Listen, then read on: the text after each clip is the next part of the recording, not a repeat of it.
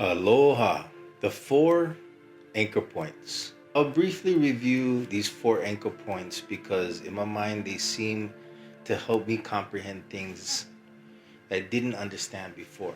I encourage you to study on these four anchor points on YouTube, readings, any other means to gain information.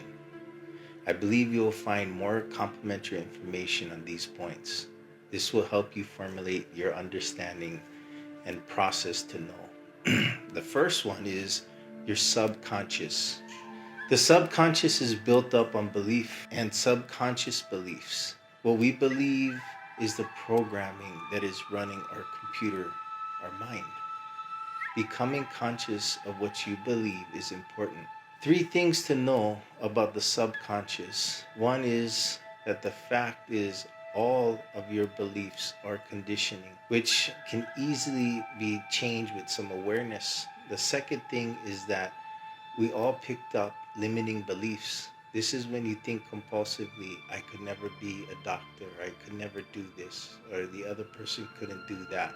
In time, this too can change, but limiting beliefs is something to be aware of. The third thing is victim mentality. This one is hard for us to see, but it's important for you to look at. Anytime your mind thinks and blames yourself or others, guess what? You have a victim mentality.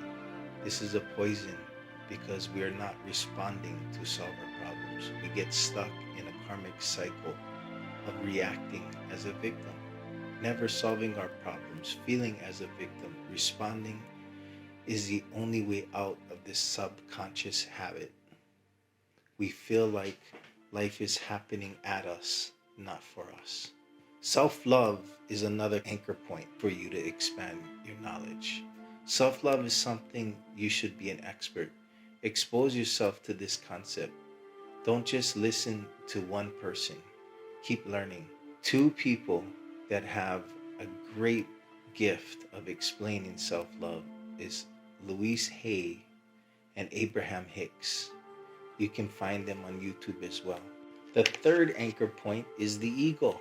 The ego is your subconscious. This is the part of your subconscious which is your identity. This too is compulsive. If I were to ask you who you were, the answer that would come from you would be from your ego.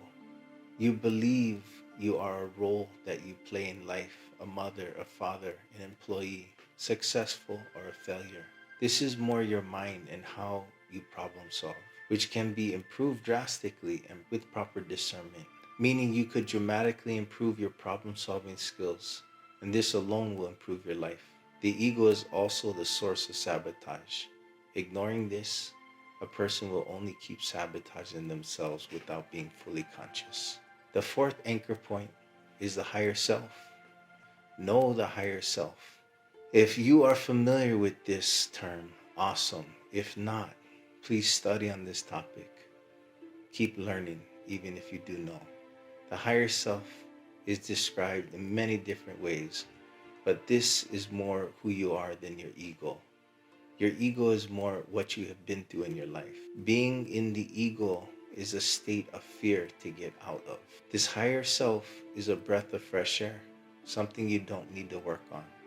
This is your natural state. All of our natural states. Our aggressive acts, others' acts that may have hurt you or other people that have hurt. All of these acts are acts upon fear. Our higher self knows not flying off into space. The gravity has us grounded. Trees exhale the air that you breathe. We have running water. We are always at ease, complete and content if we are not triggered. The higher self is found in meditation first. In the quietness of meditation without thoughts, you will start to experience life without your mind. Without your mind, we are amazed by life, experiencing it without thought. It is kind of like watching the sunrise. You don't think while the sun comes up, or judge it's not coming up fast enough. We experience the sun and feel the warmth without thought. The now matters. We all have wounds and voids from the past. If we are struggling with the past today, This is a clear indication that you have not been able to learn from your past.